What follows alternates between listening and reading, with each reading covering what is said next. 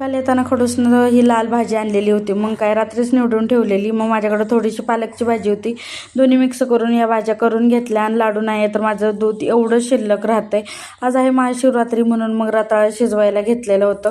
रताळं शिजवलं, थोडंसं शियाला सुद्धा खायला दिलं. आमच्या दोघांपैकी कुणाचा उपवास नव्हता, तरी पण आपलं म्हणलं शियाला थोडं काहीतरी वेगळं द्यायचं म्हणून मी रताळे शिजत घातलेले. मग रताळे स्मॅश करून ना त्यात थोडंसं दूध टाकून असं खीर तयार केली. शियाला चारून घेतली. चारून मग तिला आंघोळ घालून छान छान असं तयार केलं आणि झोपी घातली. तोपर्यंत ती झोपली, तोपर्यंत कपडे धुवून घेतली आणि वाळवायला घेऊपर्यंत तर आमच्या मॅडम उठल्या. पण मग आता आमच्या मॅडम रांगायला लागल्यात म्हणून बघा कशी दारातनं मला कपडे इथं वळवायला मदत करायला येते. काहीतरी दिदू नाही तर मी तुला मदत करते.